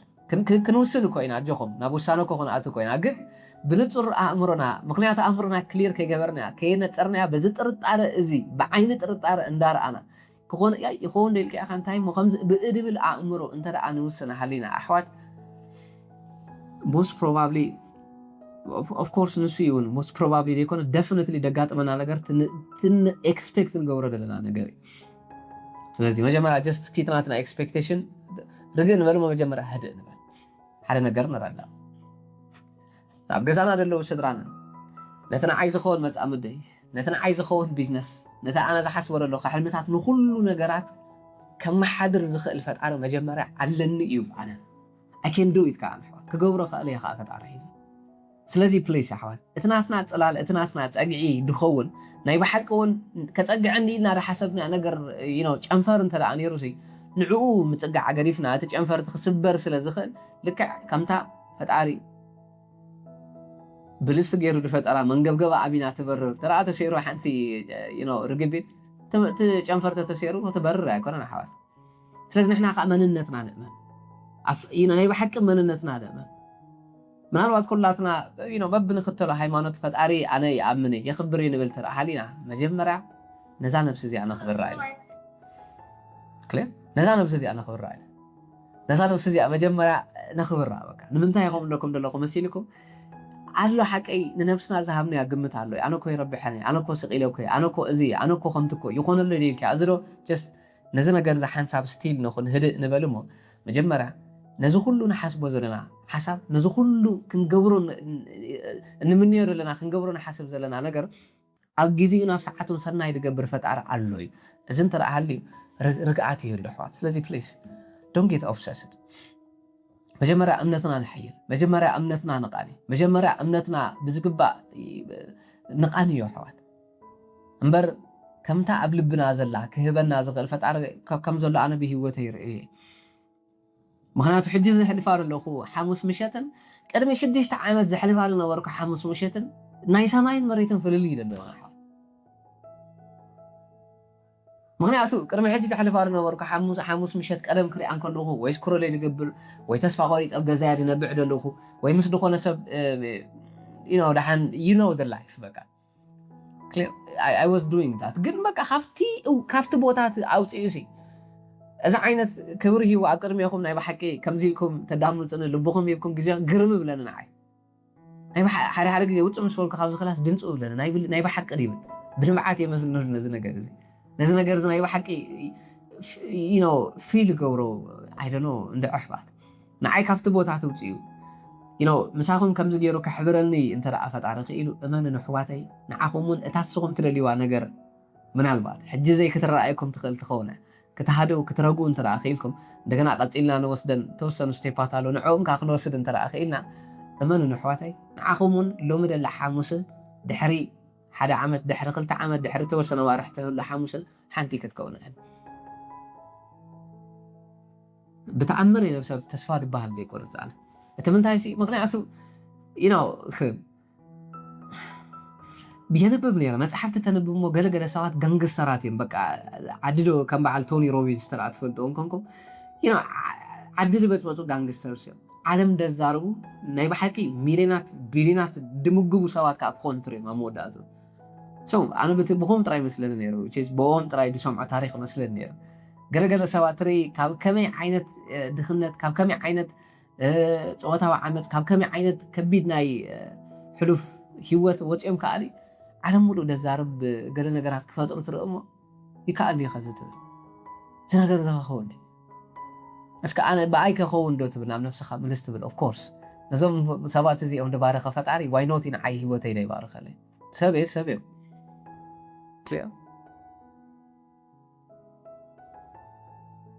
ሰንታይ ምግባር ብኣፍና ጥራይ ኣብ ልዕሊ ፈጣሪ ዘለና ክብሪ ምግላፅ ዘይኮነ ግን ከዓ ብእምነትና ብውሽጥና ብተግባራትና ንፈጣሪ ዘለና ክብሪ ንፈጣሪ ዘለና ናይ ብሓቂ ግሎሪ ሽዑ ሰዓት ብዝግባእ ኣብ ልብና ምውቃር ኣብ ልብና ምስራት ኣብ ልብና ምውቃር ከድልና ክሊር እዚ ክግበር ተራ ኮይኑ ግን ህድኣት የድልዮ ርግኣት የድልዮ በቃ ኣነ ንባዕለይ ሂወተይ ምልስ ኢለ ክሪኦ ከለኹን it was not significant ንባህል ሂወት የብለይ ኣይኖ በቃ ማይላይ ኣብ ድኾነ ዓይነት ፅልምት ድበለ ንነብሰይ እንዳፈራሕኩ እንዳሰጋእኩ ዝነብረሉ እንዳማረርኩ ዝነብረሉ ኣይደኖ ከምዚ ዓይነት ሂወት ክህልወኒ ኢለውን ኣይተፀበኹን ነይረ ኣብቲ ሽዑ ሰዓት ኮንኩም ክትነክሩን ከለኹም ግን ደንቃሕካ ሰብ ትደሊ ድምህረካ ሰብ ትደሊ መንገዲ ዘርእካ ሰብ ትደሊ ሓደ ሰብ ሽዑ ምፅእ ብል እሞ እቲ ናትካ መንገዲ ዘይሰርሕ እንተ ደኣ ሃልዩሲ ናተይ ዝሰርሕ መንገዲ ኣሎ ካብ ከምዚ ቦታ ናብ ከምዚ ቦታ ኣውፅኒ ካብ ድኽነት ናብ ሃብቲ ምፅኒ ካብ ጥዕና ምሳኣ ኣብ ጥዕና ምፅኒ ፍቅሪ ደይ ዝተማቐር ነበርኩ ናይ ብሓቂ ብርሃን ድኾነ ፍቅሪ ሕጂ ዝተማቐር ኣሎ ክብለካ እንከለኹ ኦኬ ዋትስ ዩር ዌይ እንታይ እቲ መንገዲ ተኸተልካ ያስኻ ኢለ ክሓትት ነይሩኒ እዚ ነገር ዝክሓትት ምጀመርኩ ከዓኒ ፕሊስ ኣሕዋት እቲ ናትና ሂወት ድምንጭወሉ ቦታ ኣእምሮና እዩ እዚ እንተ ደኣ ኮይኑ ናብ ኣእምሮና ዳ ኢሎ ኣንበር ክንዋፈር ዘለና ፍቐዱ መፍትሕሎ ብዝተባሃልናሉ ኩሉ ሓፋሽ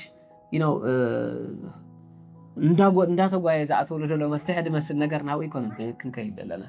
ወፍርና ኣብ ውሽጥና ክኸውን ክኽእል ኣሎ ወፍርና ኣብ ገዛ ርእስና ክኸውን ክኽእል ኣሎ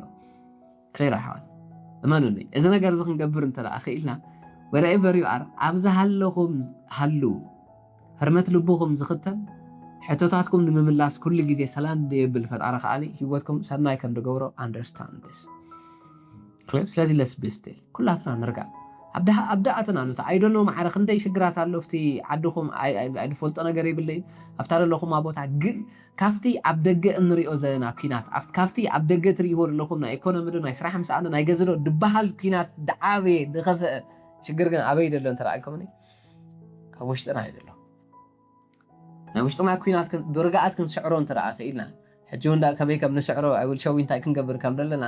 ንዑ ክንስዕሮ እንተደኣ ክኢልና ብድሕሪኡ እቲ ናይ ደገ በቃ ኢዱ ሂቡ ዝፀንሐና ማለት እዩ ክሊር ኣሕዋት ኣለና ብሓንሳብ ስለዚ መጀመርያ ህድእ ንበል መጀመርያ ርግእ ንበል ኩሉ ኣብ ጊዜኡን ኣብ ሰዓትን ኩሉ ሰናይ ከም ድኸውን ተረዲእና መጀመርያ ውሽጥና ኣርግእ ነብሎ ወላ ሓንቲ ይኮኑ ናይ ማጀኹም ኣብ ዓዲ ዘለዉ ስድራና ወላ ሓደ ይኮኑን ይጀኹም ኣብ ዓዲ ገዲፍና ዘለና ወድና እንጓልና ፕሊስ መጀመርያ ህድእ ንበል ንኩላትና ፈጣሪ ኣለና ንኩላትና ደተሓቋቆፍ ንኩላትና ንዓና ተኣምር ብድመስል መንገዲ ኣኻፊቡ ከዓኒ ምስድራና ኹን ምስቶም ንደልዮም ሰባት ኹን በቃ ኩሉ ነገር ሰናይ ዝገብር ፈጣሪ ኣሎ እዩ ናይ ሓደ ሰብ እምነት ኣሕዋት ፕሊስ نحاله سب أمنت معرخ ندي حيل اللي وانت رأيكمني كاب عفافيت موتي كدحنو زخير كاب دخنتي خلصوا دخير كلير كاب سلام دي يقول عمرو ناب بتاع عزي برهان دخونه نشور عمرو طري عمرو يخوص ده دخير سو رجينا ده هدينا كم فتحنا سامي جنبر أنا صار ما خنا تردينا لنا حوالي نفتن كذا نقي أفتخل أي مفتحي كاب حلف كامل لقاقي شيء ألوتاو زخونه إنرجي ويكا نيجاتيف زخونه إنرجي أنت رأى أبز أمرنا زي عبانا أنت رأى هلي نحنا خط عملنا لنا نلقى قحوة كلير مخناتو تزيل لغيرنا تقوت عترنا يتبو جيروس تتقوت عترنا خاتبو غاي كخوني كلير مخناتو زخنو بلو تنحنا نقرك سلة القادم علينا بعن سوا يكونون እንታይ ኢና ከመይ እንታይ ኻ ኣሉታዊ ኤነርጂ ትብለለኻ ወይ ኣሉታዊ ዝበሃል ኔጌቲቭ ዝበሃል ነገር ትብለለኻ ነገራት እንታይ እዩ ወይ ብኸመይ ንልቀቆ እንተረኣይኩምኒ መቸስ ንሓንቲ መዓልቲ ይኹን ደይጋደፈና ንመብዛሕትና እንዳተመላለሰ ደሸግረና ሓደ ኤነርጂ እንትረአ ሃልዩ ጣዓሳ ኣይኮነ ሰጠጣው ነብሎ በቃ ሓዋት ንምንታይ መሲልኩም እቲ ሎሚ ንጣዓሶ ዘለና ነገር ሪቨርስ ንግበሮ ንቀይሮ ሓቀይ ገለ ደጣዓሰና ነገር ኣሎ أكند إتتعساتي نمررن دا غيرنا لومون عرن دا تعاملنا صباحنا دما أكند نبلاشو سكن عبلو من ملس نبلمو نتتمالس تغاغن يا جيغاتات ريفرس نغبر حجي حكاي دا تعسنا تمال بغبرنا يا غنكا تتعسنا نغرالو اسو ريفرس نغبرو انتاي سلازي انتاي نمنتاي نان تعاس دلنا حجي اوكي دري سامتي كما هاروز نبرن تمرتا اي نبرن اتتمرتتي كما هارو نيرني تزما هاروكو اب كمز عينت هيوت هاي ما اسقن قانقا بزغبا انت دلمد افتد نبركو عد خوينكو كمز اي مخونكو دبل چنقات دبل دخونه عينت تعسا دبل دخونه عينت ነገር انرجي ترى هلي ريفرس غورو اوكي تمالي بخمز منقد اندي متي حجله تعس دلخو صباح كالي كي تعس متانسي ريفرس غورو الومي تتمال استقاق خوغيغا كاستخاخلو تخر غورو تقول حجي دخن قبر نخال حجي we can learn حكاي كنمهر نخالينا حجي قال تمارد تتعسنا انه بلو زلنا نقر اتتعساتنا بمنتخن كيرو نخالينا مسيلكم ناب تمرتخن كيرو نخالينا حوال سلازي فلي تغر كيرنا ينترف تتعساتي نتن انرجي تبدعمي تعسا مالت نفسها كم قيام بلو إمكا أني إساها مرزستي انداستها خالصة كموت كم متباي قالك إمتاون انتبع هالي تعسا خامو ملو سخات مرسدي خامو ملو نفسها كم مقتال بلو نمنتهي نفسنا نقول لنا حوال مخنيات خاليت مثلا ترى أنا نفسنا عينو مسيلو واحد نزي وسانا زي مسيلة مسيلني إذا توسانا توسينا يسي بليس حوال بعين محرة زرق فتعرى سلازلنا نحناون لكع كم فتعرينا نفسنا بعين محرة كان رأيكم كذا لنا بقى it's okay حالة نقر تتعسوكم كجورو كوينة برنز نقر تقولوا لحالكم it's okay بقى كرم مهارو زلنا نقر سلازلو الراخيبنا اللو مستقيقات فتعري تراخيبنا لنا قلنا يفرقنا نقر سلازنا برأي so please يا حوال مالت ما أتيسي كي تلقى هو تصاي كلنا إذا تعساز خاني أنت لا عاد أتوهلي صباحي والنس تبغى يرخى جبجوي تبغى يرخى تلقى أكال من قدي خاصتني ماليشهم نفكت تعسون زخلو نجاراتي كمرحني هذا راحات نفسنا روحات نخون بقى نفسنا سي ندنقت أنا it's okay بقى إذا تعسازي الله حق كم زكو كجبر عين برن تاجبر ينزو سانز وسيليو نكمل عين تأشمك كأتي نبرنن please أبتدل لنا يا بوتا أبتدل لنا يا بوتا أتي قال كنمهارون كنردون كنبارخون زلنا نجار علوي أصلا غير رأينا يتجبر لنا it's okay بقى مسيلنا غيرنا مسيلنا وسيلنا مسيلنا أتينا لنا كاب حجنا يوجن كنستخاخلون ترى علينا أزل الله خو بوتاسي صباح نبغى زيت عسل نخجبرون ترى أخوينا أبلو مو خوينا انتهي كجبر علينا what can we do reverse نجبره نغيرنا انتهي مسلكه كي تغيرنا حيشن من أربعة تمالي تسفال قرصنا هذا حسبنا حسابات ترى على يوم لومي تبوك كنا حسبين خلنا لومي سناي نقدر كنا حسبين خلنا تمالي زين ببني أنا قدرت أحلي لومي خلنا نببين خلنا عدل لنا يا كنا نحاول هيكنا of course we can do this كنقبره نخلنا قاري لازم place حوال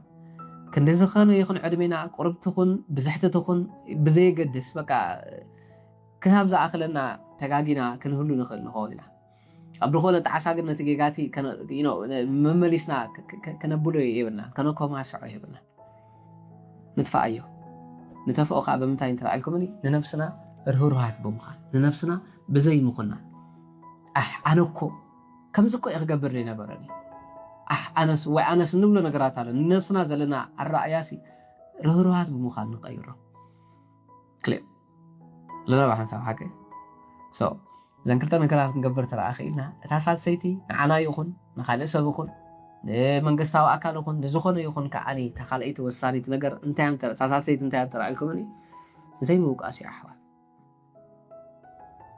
كلاتنا كندي ناي كس ليست عندنا حوات ما عاتي حكي بزح ناي كس ليست أنا كو بقى مالت هوتي ناي مغيار كم زكو عيت أفقن نكو زتقولوا لك أنا قراتهم تردي نقن كستو نبلو مساوات علوي كستو همزن تري قبراني كستو كون نبلو نقر علوي زعد زكو منقستكو زكو I understand أحوال من الوقت نعمرنا كبيد دمسل قال كنسكمو زي نبرنا نقرات دخونا سب دخونا منقستي دخونا عدي دخونا قال أسكيمنا خونا خيلي جن بليز كابو حليفو نتي شجرتي كنحلف زخلنا برهنا يفتقرينا خا وش تقلاتنا علوي مننتنا مردع مننتنا مجنزات رايز لينا علو قلنتاي نقبر علينا منسيلكم بزح نخصص سوالي بزح نوقص سوالي بزح نوقص دخونا عدى علوي بزح نوقص سيستم علوي بزح كستوكو ازكو اتكو نبلو نقرات علوي لازم يكسر يستكساب ديك أتقلنا نبني بسنا كسب زي تمرس مخا مفتح البحر أكمل صنيح so I was doing this أنا أقول قبرني ربك أكستو خمزيلو تقلي من مغنياته قال سب I don't tire you واي كيم لوني لخون نجزيو أبانا للوش يقرون سلزو قال حراي لحن بك أنا حجزك يا خمس قبر الكي قليلو معاتنا قرات ملء بلكا متى مسولكا تليفون عاج يلن وديات ما بيكر دعاتو I don't know كستوكو إيهم دي أجير نختل تجمر شو كلام ده حرقة يبقى كم تربول كخومي أنكو دس نداورو مالت دس نداورو يبقى حكي نسخة خندزي آخر كا نسوقن كندز دمت ويكا خندز عينة ديستانس دمت أنت لا هلي فتعرض رايد أمبر سن كوميل نحوال بعقبو نيشتي متيخا نيشتي كقرب كاسل أمبر ده حقفك إلا كندزي أصل زقرب كاتراي فتعرضن كندزي قريب كا كندزي متاكا كندزي انت غيرك حقوف بلكا تقعها مستخخالي حجي كلي مخنياتو قام تربولكم كله لتتقع كاسي يشكمك ወይ يتقعك ማለት አይኮን እቲ እንኮ ደስ እንዳውሎ ከጸጋዕካ ልኽል ፈጣሪ ጥራይ ፈጣሪኻ ቦትኡ ኣበይ መሲልኩም ሓት ኣብ ካልእ ደይኮነ እኳ ደኣ ኣብዚ if that's the እዝን ተረኣ ኮይኑ እቲ ኩነታት እዝን ተረኣ ኮይኑ እቲ ነገር ተኸዓ ንሕዋት ናይ ብሓቂ ኣብ ነፍስና ስምእማን نخال نجر موقعس قديفنا بقى زي سبزي من البات دقيمنا كل يخلخون دبدلنا كل يخلخون اتعاقمي يدقبر سبقة زقبرو نجر سلا ديفلت يون اتنجرتي اتقانزات دبص حلكا دينفليش حوات كله قانزا نفسك اي كلوت على ودين ترى لكم نو يقولون تلازم وقصها مالت نتسق اي نتقانزات نفسك اي مغير مالتي حوات just live it please حوات حرراو مخنيات انتاي ጸሎት ክገብሩ ኸፍ ክትብሉ ኢኹ በአፍና ንጽልይ ያኻለ ኣብ ልብና ተሰሪቱ ዘሎ ቂም ኣብ ልብና ተሰሪቱ ዘሎ ናይ በደል ስምዒት ኣብ ልብና ዘሎ ድኹን ዓይነት ናይ ሕሉፍ ተዓሳቅም ንሱ ይድምለስ ዳኣምበርተ በአፍና ንልፍልፎ ዘለና ነገር ኣይኮነን እንደገና ኸ መሊስና ኣእምሮና ስለ ዘይጸረየ እቲ ናይ ልብና ኸ መለሰልና ስለ ዘሎ ኣፍና ትብሎ ኻለ ልብና ዝብሎ ኸ ኻለ ስለ ዝኾን መውዳእቱ ኸዓኒ ንምንታይ ጸሎት የተመለሰ እንዳበልና ተተመሊስና ኸዓኒ نفتي عنكيل نفتي عنكليل لخونا نجارينا نعطفلنا أرويكلي سلازي بليس حوات stop it بقى يا خلنا it's okay نبزار لنا مسيلنا خونا خلي كسب له ما عندي بالعدد الرأيين كلهم نخلي سبتو بغيرنا خنا منو نخل نخلينا كلير من الوقت إذا حجي عبزند لنا يعني عدتات كوينا نرخوز لنا دخونا عينة تأجاكو أفترضنا برنا العدس لزين لنا عبزند لنا حكي I can't be you can't see. You see, that's what see the case. I can't. So please, isn't that أخوينو? It's okay. بقى عبد حلنا نحلهم ونزح حجز لنا عدي كم عدنا نقبلها. ፈጣሪ ታዲ ነበርና አላ ዓዲ ጥራይ ዘይኮነ እዚያውን ዓድኹም ያይሉሲ ኣብታ ቦታት ያእቲና ኣሎ ዓለም ስናትኩም ያይሉስ ኣብ ዘለና ቦታ ኣቲና ስለዚ በቃ ምውቃስ ገሪፍና ንክስቶ ከምዚ እቲ ምባር ገሪፍና just accept it ኣሕዋት ኣብ ምቕባል ብዙሕ ፀጋ ኣሎ ምውቃስ ገሪፍካ ናይ ባሕቂ ነብስኻ ኣብ ምምላስ ብዙሕ በረኸት ኣሎ ኣሕዋት ብዙሕ ነገራት ክቕየር ይውልሲ እቲ ደለኹም ዓዲ ናይ ባሕቂ ዓዲ እንጀራኹም ጥራይ ደይኮነ እኳ ደኣ ናይ ባሕቂ ሂወትኩም ተስከማቐሩሉ ብጣዕሚ ኣዝዩ ፍሉይ ዝኾነ እቡዕ ከምዚ ዓዲ ዝኮ የለን ትብልሉ ክኸውን ይኽእል እዩ ኣየናይ እንተደኣይኩም ግን እቲ ደለኹም ዓዲ ክባረኽ እንተደኣ ኮይኑ ኣእምሮኹም እዩ ክባረኽ ዘለዎ ኣእምሮኹም ናይ ባሕቂ ፅቡቕ ነገራት እንዳሓሰበ ኣእምሮኹም ይርግእ ብምባል ካብ ውቀሰታት ክወፅእን ኣእምሮኹም ክረግእ ኣሎ ምክንያቱም እንነብሮ ዘለና ኩሉ ሂወት ካብ ኣእምሮና ተቐዲሑ እዩ ዝወፅእ ኩላትና እንነብር ኣብ ኣእምሮና ዳ እምበር ኣብቲ ክልተ እጋርና ረጊፁ ዘሎ ዓዲ ከም ዘይኮነካ ንረዳእ ኢና ክሊር ስለዚ ፕሌስ ኣሕዋት መዓት ድኽሰስ ሊስት ነርና ኣነ ክስቶ ከምዚ እንተገበረኒ ወላ ሓደ ይሓገዘና ወላ ሓንቲ ነገር ክጠቕመኒ ይከኣለ ድሓር ግን ካብ ሓደ ሰብ ደይትፅበዮ ነገር ኤፍ ሓወይ ክገብረልካ ትሪኦ በዚ መፂ ጃምባ ሓወይ እቲ ነገርቲ ክገብረልካ ትሪኦ እሞ ከዓ ከይሓተትካዮ በዚ መፂ ብጣዕሚ ሰብ እኮ ክነገረኩም ካብ ድኽእል ንላዕሊ ጥዑም እዩ ሰብ ብጣዕሚ ጥዑም እዩ ወይሩ ኣቕርቢ ሕጂ ንረኽቦም ዝነበርና ሰባት ጥዑማት ምዃኑ ስለ ዘይተረድኦም ገለ ዕረ ስለ ዘቕመሱና ዳ እምበር ኣሕዋት ሰብ ማለት ጥዑም ፍጡር እዩ ከማኹም ዳ መሰለ ኣበይ ክረክብ ንዓኹም ዝመስል የለን ንዓኹም ዝመስል የለን ንብል ደራፋይ የለን ኣሕዋት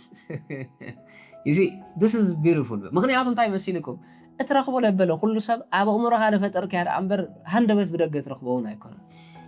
I don't know በዓል ኤፍ ሓወይ ኣብዚ ትርእይዎም የና ሓወይ ወንፅአን everyone ኩላትኩም ንባዕሉ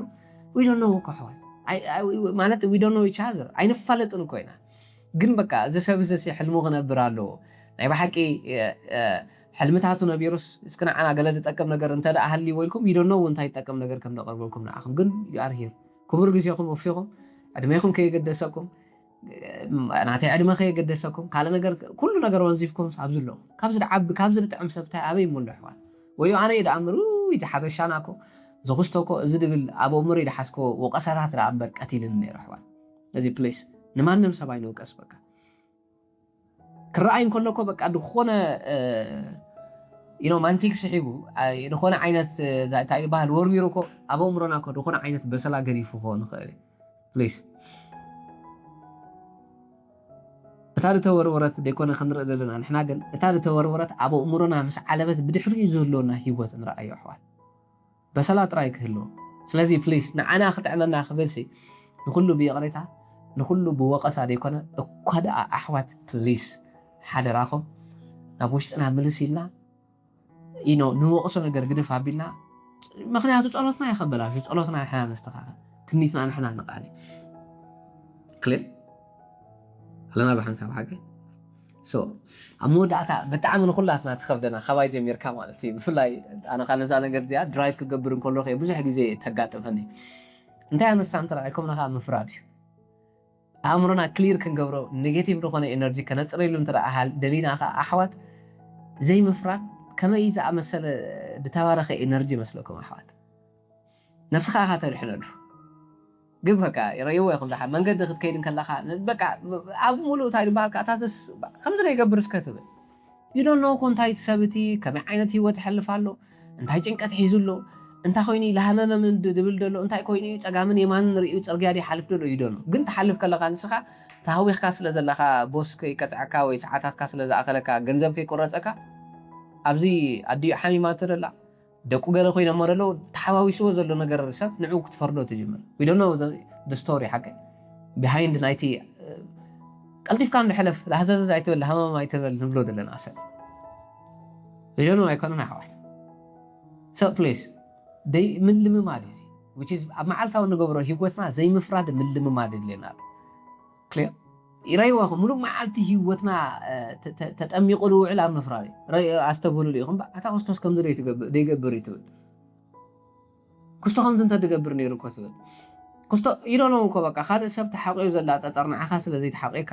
you don't know ሰብ እንታይ የሸግረሉ ኣሕዋት ስለዚህ just በቃ ማለት ዘይ ምፍራድ ብጣዕሚ ተለማሚድና ነፍስና ከነንጽህሉ ንኽእል ኤነርጂ ንዓና ዝጠቕመና ነገር እዩ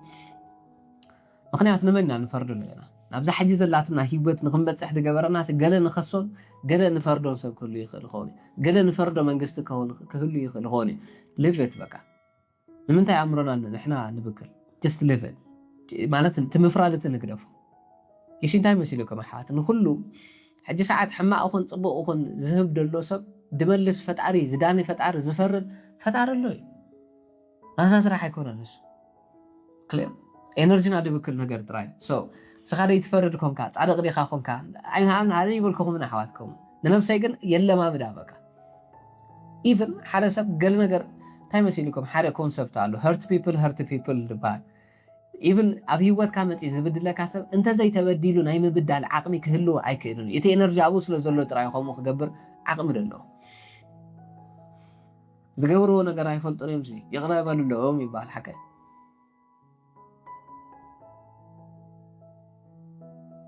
ኣነ ሰብ ኣይኮነን ኣሕዋት እቲ ናይ ባሓቂ ድፈርድ ፈጣሪ እኳ ንባዕሉ ይቕሬታ ይምህረና ኣሎ ዘይፈልጥ ነገር ኮይኑ ይኮነን ውሽጣን ውሻጢኣን ኩላ ነገር ድፈልጥ ፈጣሪ ከም ዝድብል ኣሎ መን ኮይኑ ኣነ ናይ ካለ ሰብ ውሽጢ ደይፈልጥ ናይ ካለ ሰብ ሕሉፍ ደይፈልጥ ናይ ካለ ሰብ ነገር ደይፈልጥ ኣነ እንታይ ኮይኑ ኢለ ምኽፈርድ ኣሕዋተይ ክልርቲ ብግልፂ ንኩሉ ድፈልጥ ፈጣሪ እኳ ናብ ምሕረት ናብ ይቕሬታ ይጓየና ኣሽምካ ኣነ ናይ ካለ ሰብ እንታይ የጋጥመሎ ደይፈልጥ ፕሊስ ስለዚ እንታይ ድበሃል ምግባር እዩ ገለ ታሪክ ኣሎ በዓል ኣሮነይ ኣብዚ መፅኦ ልዕሉልና ብዛዕባ ሓደ ሰብኣይ ምናልባት ኣሮነይ እንተድብል ነይሩ ፅቡቅ ገይሩ ንሲ መበለልና ነይሩ ኣብ ኣይድኖ ኣብ ዝኾነ መፅሓፍ እውን ደብብኮ መስለኒ ይሲ ቆልዑት መፅኦም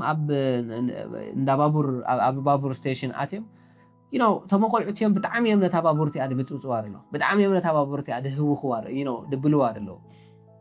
ሰቱ ሰብኣይ ከዓ ዝን ኢሉ ኣቦኦም ስቕ ኢሉ ይሪኦም ኣሎ በቃ ብጣዕሚ ሓዚኑ እዩ ደሎ ስቕ ኢሉ ከዓ ሪኦም ኣሎ በቃ ኣንታ ሰብኣይ እዞም ቆልዑት እዞም ደቀኻ ኮ ይርብሽ ኣሎ ደይትሕዞም ማለት ስነስርዓት ደይተትሕዞም በጃኹም ግደፉኒ ኣነ በቃ እዞም ኣዲኦም ሞይታቶም ኣብ ሆስፒታል ኢና ነርና ከመይ ገይረ ክነግሮም ከም ንኽእል ጨኒቕኒ ደላ ኣነ ኢልዎ ዩ ዶንት ኖው ብድሕሪ ኩሉ ሰብ እንታይ ዓይነት ሽግራት ብድሕሪ ኩሉ ነገር እንታይ ዓይነት ፀገማት ከም ዘለዎ ይደሎ ስለዚ ደይ ምፍራድ ፅቡቕ ዝኾነ ኤነርጂ ካብቲ ሕሉፍና ንላቐቀሉ ህድእ ንብለሉ ንረግአሉ ወይ ከዓ ካብቲ ኣሉታዊ ዝኾነ ኤነርጂ ንወፀሉ ማለት እዩ ጋይስ ስለዚ ደይ ምፍራድ ኣሕዋት ንለማመዶ በቃ መዓልታውስ ንለማመዳ ይሲ እንታይ መሲልኩም if I'm saying ጃምቦ ከምዚ ክገብር የብሉን ድብል እንተ ደኣ ሃለ ኣነሲ ካብዚ ነገር እዚ ኢደ ይሕፁብ እዩ እዚ ነገር እዚ ኣይገብሮን እየ ድብል ኣለኹ ሓቀይ ሪሊ ናይ ብሓቂ ደይ ግን ከምኡ ናይ ብሓቂ ደይ ኣነ ግን እቲ ነገርቲ ተጋጊ ወላ ይኹን ደየ ተግብሮ ሞሊቑን ወላ ኹን እቲ ነገርቲ በቃ ደየ ተግብሮስ ኣነ ብፅኡ ደይ ኮይኑ ኣሕዋተይ ኣይኮኖም ስለዚ ፕሊስ ደይ ምፍራድ እውን ፅቡቕ ስለዚ ንመንግስቲ ይንፍረ ሓደ ወዲ ሓትነና ወዲ ሓወቦና ይንፍረ ንኽስቶ ይንበል ገለ ይንበል ጀስት ናባና ንበለስ እዚ ነገር እዚ ሕጂ እንታይ ክገብር ይመሲልኩም ኣሕዋት ናብታ ሳሰይቲ ከምርሐና እዩ ንሳኻ እንታይ ፅሩይ ዝኾነ ኣእምሮ ሕጂ ኣለና እዩ ስለዚ ብድሕሪኡ ብንፁር ዝኾነ ኣእምሮኻ ምጅማር እዩ እቲ ሓንሳብ ጠጠው ኣብልዎ ስቲል ኩኑ ኣርጋ ኣብልዎ ጀስት ኣወንዝፎ ኢለኩም ዝነበርኩ ነገር ነዘን ነገራት እዚአን ምስ ገበርና ሕጂ ብንፁር ኣእምሮ ንሕሰብ ብንፁር ኣእምሮ ሂወትና ንጀመር እዚ እንተ ደኣ ኮይኑ ዋትካን ኣይዱ እንታይ ክገብር ይኽእል ሕጂ ኣነ ምናልባት ዘይክእሎ ነገራት ኣሎ ንዕኡ ፈጣሪ ኣኻእሎ ክህበኒ እንዳሓተትኩ ሎሚ መዓንቲ ግን እንታይ ክገብር ንኽእል ሎሚ እንታይ ክገብር ትኽእሉ ኣሕዋት እንታይና ብንፁር ዝኾነ ኣእምሮና ተበጊስና ዋትካን ኣይዱ ክንግልፅሎ ንኽእል ዝኾነ መፅሓፍ ኣሎ ብዛዕባ ክነሓስቦ ዘለና ቢዝነስ ከነንብቦ ንኽእል ዝኾነ መፅሓፍ ኣሎ ክንወስዶ ንኽእል ገለ ስልጠናታት ኣሎ ገለ ሎሚ ጌጋታትና ከነመዓራርሉ ንኽእል ገለ ነገራት ኣሎ ሕልምታትና ንምስማር ዝሕግዘና ክንሰርቶ ንኽእል እምነት ኣሎ ይሺ እንታይ መሲልኩም ኣሕዋት ኣእምሮና ብጣዕሚ ኣሰራርሑ ይገርመካ ሒዝናዮ ዝደቀስና ነገር ሒዝና ኢና ንትስእ ግን ሎሚ እንታይ ክገብር ብንፁር ኣእምሮ እንተላ ንሓስብ ሃሊና እቲ ፀፅቡቑ እቲ ሰሰናዩ ፈጣሪ እቲ ንሕና እንደልዮ ዓይነት ነገር ሂወት ክገብሮ እንከሎ እንታይ ከም ድመስል እንዳረኣና ምስቲ ሂወት እቲ ናይ ብሓቂ ተቋሪና ንዕኡ ነገር ኣሰይ እንዳበልና ነዚ ነገር ዝፈጣሪ ክገብረልና ምዃኑ ፅሒፍና መዓልትና ብምስጋና ክንጅምር ብምስጋና ጀሚርና ከዓ እቲ ክንኮኑ እንደሊ መንነት ብዝግባእ ኣነፂርና እንዳፀሓፍና እታ ፈጣሪ ክህበና ንደልያ هيوتك أنتي كم تمثل كنت أحفل لومي أزي هيوت أزي فتعري حتى كان لقيلا نعود متكبرك أنتي كجبر على نيلنا لما خم بجسم خيرنا كلام أنا بعد سوا حكي سلزي كافتنا يحلف مننا نتناقص هبلنا ندات لقاقنا خاني حديث بندا تفالتنا نحنا زخون صقانا أنا دخون برخة حيز دمت سب أبانا أبكوابينا ندعسله نحنا زمثل كم تناتنا من قبل لو سب مسانا دبر سب ندار خبنا فتأرخا تعمر ندار عينا في الخير سلزي بوليس حوات أبدا هلنا نهلو أبزي أبدا عاتنا نقطو هرمت لبنا ترديو نايب حق نتناتنا من النت نحنا كنك عليو حتوتاتنا كنستخاخل انت الأخيرنا كل نجار سنايز قبل فترة خم قلنا تردينا لومي أنت عايز زر زلوا خنبر دخولنا نجار دايم حفاظنا سل داي زرعنا مغنيات حدا حارس تاي حافظ وتراي خز دزور وتراي كحافظ دخل عمرنا خلك كحوم يتفرح تاينا نزر دلنا حاجة كلير انت عينت هيوت يا خم ترى جس اسكير ايوه يا خم انت عينت فقراوي هيوت انت عينت بجنزبكم دي بتعناكم دي spirituality ناتكم دي حافشاوي تناتكم ultimate بلو هيوت كما إذا مسليك he can write it now نعو خنصليه له نغيرنا نعو لومي كوينا كان حسبه نغيرنا لومي نتدلنا عادي بنتصور دخنا أمره تقبلنا حدش هيوت لما خنجمر نغيرنا أروي كلير على بحنسا لازم بليس حواد كاب obsession نوجع أمرنا ديد العين التربات دي زرو خعت عين جددوينا بقى دي زرو خعت أنت أنا جددو هالينا نقول قرينا لنا بلخنا وقتها كلير يبقى أتهوى اختربات نخونة تعشوا معنا نعيد فتنا نثي كم ده بقى قال ده أتول كافة عرس يدوت أم جيسكاس هذا نخم ببالي حواد ينزل بدحريقة سقيل كائنا مبال تصفنا المقراتين أنا عادش لذي نعو رجعنا بالمجمرة نهدا بس خدلكم تناحكم من جدي كافت علو تاور خون إنرجي كافتي تعسان كافت تعسانات أون دوم مبال بدحري نفسنا زي ما خلنا مليس ما خان رخونا أنا من نفسنا يخون خالص رخون بزي موكاس عندنا هذا ما بزي مفراد بنتصور رخونا أمره خاني لو بمجمار كابزك الولاوزي بقى كله أيقونة كوت أنا فتاري خوت أنا كسرح أنت لا أخوينو كم بعنا تسبه كل شيء جنبه دست بلو حنتي نايكلاسنا بعنا لا فتار بعنا المسانا نسرح به نتبع أنا نسرح فتارزي كل نجار بسوق جبرنا تراي نتسبينا إحنا إذا نجار هذا ننصحله كافتم نتعسلهم كافتم نقي يوم لهم كافتم نوقصهم كافتين نتعسو زلنا تعسات كابز نجار هذا نتسأبو مخال this is me بقى فتاري رأيني ما تأكل له تتجبروا نجار جبرني يا خال إذا نت النجارات كن يدلي كم تجبر لي دم يا أمني نخلو أبجيزي وساعات دم سناي كم تجبر لي سلاز فلت جميل يلا خبره نحن نجيب مروم مودة أترون صحة فتاري حواد فتحيزنا يس beautiful أي ترى بأن إشتي عرفته وهن كمساخم من إشتينا حتى مرسين جزء قبر حاسي وقن تساعات التعامل خيدنا فنزي مثل يرو كلاسنا حوات تعامل زي دس دبل سيشن يكاب مجمع حساب مود أتاقي تفضلت أني ودي ونوي حيزكم يا قريتها تسمعون لهم حكي يس guys yes beautiful سلازي I don't know ساعاتنا خيد سلازي ولا تيفحاوي أبزخ نود مالات حتى نقبله لجيزين ده كترف حسيبا نير أفتح مودات كبابي ولا next week نقبرينا كابز جميرنا عندنا مودات خلنا حتى جيزين كنفل صبوا جرنا والتي حايشة ساعتنا غير سلسلة ولا تي beautiful yes so please حوات نزنا جرز نرد عيوسكي صبوا جرنا أنت خيلون أبدا تاشمو فيديو كتسألنا لكم يما أتيكم درايوهم صبوا جركم so please عنون نخدم مهارة لسه الخامرة كفر رايس أنا حكون عنون بعلي تفر لكم كاب نفسي خب جت أنا خمسة خطرين أنا حكون لازم I know بقى أبوش تقولاتنا دلو تربات أبوش تقولاتنا دلو تهوخ أبوش تقولاتنا دلو دخون عينت نايمر بات سمعت كابي يمت كم دلو ترديني أساس لا تردني أخذ دفري لخزاربكم عيلة كافت تسكيمي هذا لنا حلافنتي جن بقى أتخنسكمو زلنا حلافنت كنسكمو ترى أخوينا نتحلافنت دسكم أنا سي مجمرة كنوع كخون كخلالني أنا مجمرة كنتصه كخلالني أنا مجمرة أمري كاستخاخلو كخلالني والتي حوار كومن ترى أجرنا بريحري كل نجار توساخي يا حوار تسلام قبهم رمان ترى أخنا جسكينو واشتنا نحنا خنرد كنا هد أنت ترى أخينا تخلو نجارات بقى توساخي دخون نتمنى تعيش تمحتاتنا تمهابنا يفتقري كم زس اللي زخونا خالي أنا حتى نجر قديت أختو عبنا أحوال so I know نمرو زلنا هيوت كلاتنا قليل ليك خون خيري خبرنا نجرات كلي خوني ما بليس أحوال تي نتم عبيت ربها كبرتي إنها نسوع عمزلنا شجراتي أكن خينا نفت أرينا نقر عبيتنا يفت أرينا نتم شجرات نتم كبيرهم نارلو نجرات نجرم بعد كلير so فت أري عبي خبر أنت لأخوينا أنا خاني اتاد حسبار اللخو اتاد مني على اللخو نجر عف ساعات أخجبر اللي كم دخل عبل بيو كسرت على لاني إن ده شوية نتم شجرات يوم كافر يوم كاوي يوم كهادو وفلو خاني مثلا لو حاموس خل دحر حدا ورحي خل دحر حدا عامة وان كان تاريخ كتنورنا كم زي راسي إذن نزل نجارات كوي نقطب لنا تايسا أنا فتعرف حال هكذا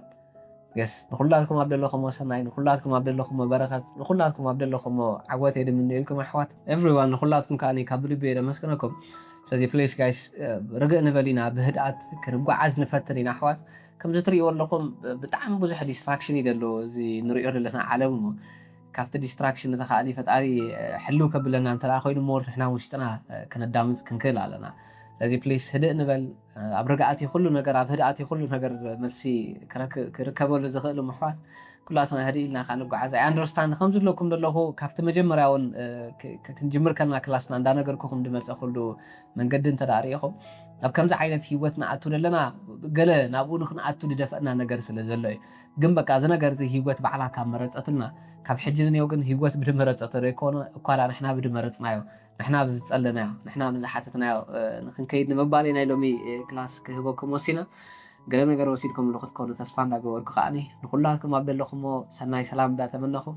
رجع دبلت لبي هيبو رجع دبلا عمرو هيبو خافتاري رجع دبلا وسامتات وسينكم هاي وحكنا عبد حش عود كتكونوا وترو تمنيتي دقت الحمص كان راخوي نحوات نقولكم عبد الله خمو سناي سلام من دا تمنخو مسيف حوي بعد جامبو اند زايدي ونمسي لو معنتي ما أزاون أبزل عند everyone نمس أمك قد فوقكم يعني قبل بير مسكناكم guys دلوا خبون سناي سلام عليكم فتارم ساخن مخن ciao guys thank you so much